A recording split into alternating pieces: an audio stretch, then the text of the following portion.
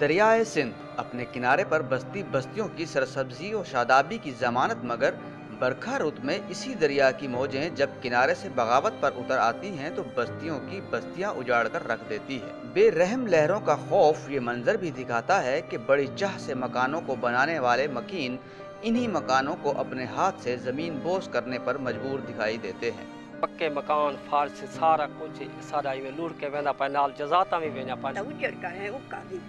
सारी कोई शायद दरिया किस वास्ते साकू उजाड़ी करे, गरीब जो हैं बस उजाड़ी करे भी हम चक। डेरा इस्माइल खान की तहसील पुरवा के हंसते बसते सैकड़ों मकान दरिया बुर्द हुए तो मकीन अहलो अयाल को साथ लिए माल मवेशी और माल असबाब का बोझ उठाए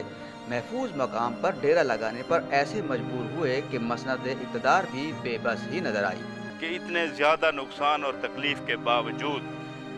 इसका इमरजेंसी